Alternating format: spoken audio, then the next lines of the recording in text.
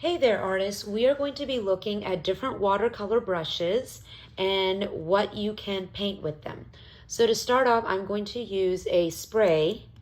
This is the best way to get your colors to soak in with the water and get good pigment. So we're going to let 1 to 2 minutes pass and then I'll get started. So the first brush we're going to look at is the detail brush. Detail brushes are really, really thin and they're exactly used for what it's called, details. Now the way to use a detail brush is you definitely want to really soak this up into water, very watery watercolor. And then what you do is you twist when you use it. So let's test it with a color. You put it in the water and then you run it. And then you twist. Sometimes put it back in the water, run it, and twist it. And then you take it, and then you do that. Water it again, twist it. Okay?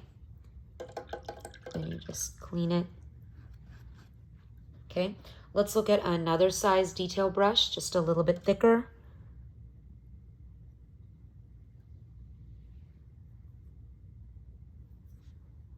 Just a little bit thicker. Okay, let's look at the next brush. This is a fan brush. If you have the one that's white and it's very coarse, like very thick, it's probably better. This is used for trees and grass and things like that, and leaves. So the way to do this is you probably don't want to soak it up with water. I wish I had the coarser brush so you could see, but let me just show you. You tap it in.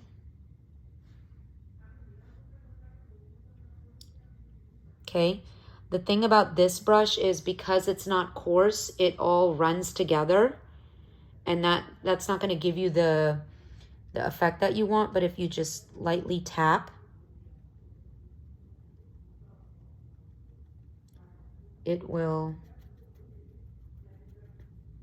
So this isn't very watered down. If you use much more watered down, see, this is what happens when it's, so it's good to practice with edges and it's good to practice completely this way. It's good to practice with less water, more water, just so you know all the different effects. But a fan brush is great for grass.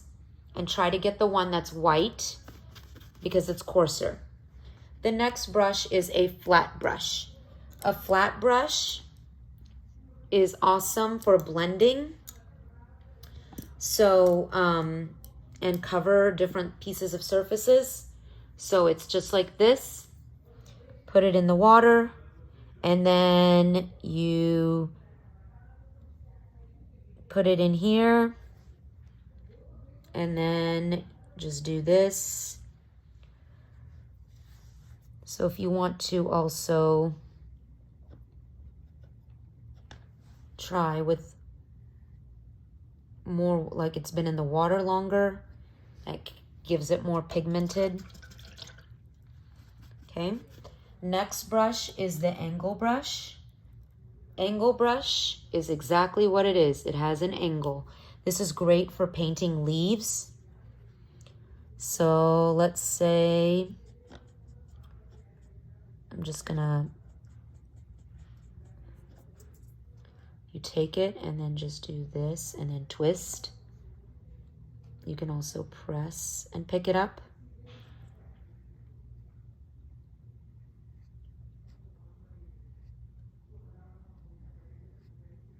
Different things like that. It also is great for painting straight lines. Very, very nice straight lines like that. Okay, let's look at one of my favorite brushes. This is called a wisp brush. If you notice, it has some missing hairs. It is great for painting grass. So what I do is I don't make it too wet. I just make it a little bit wet. And then I put it in the green. And then just paint up. It's really good to paint light strokes. Then if you clean it and go back and pick up darker,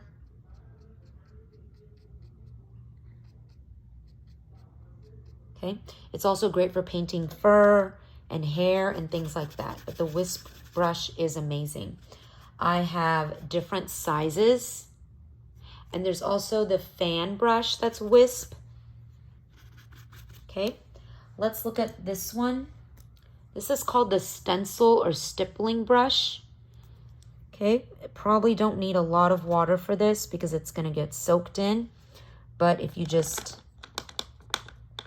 probably with watercolor it's harder because it's so stiff. Let's try this.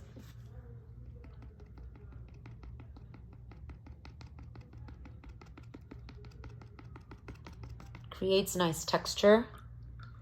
You can also really not pick up so much. More water creates less pigment, and then you get that.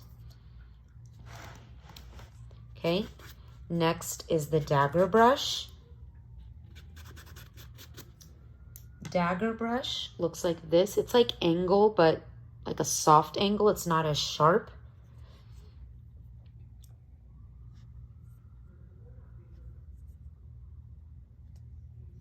Okay, this creates really nice, like if you press down, oops, sorry, wrong way.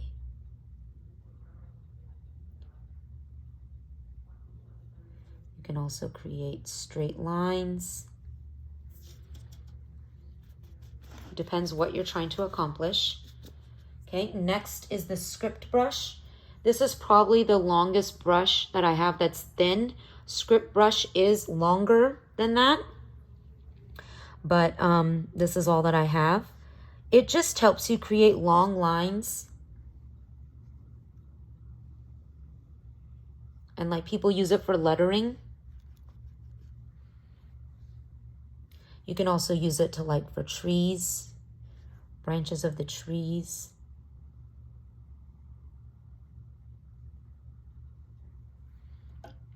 Okay. And then the last one, the filbert brush. This is like a flat brush, but it's rounded. This helps create really pretty petals. So let's say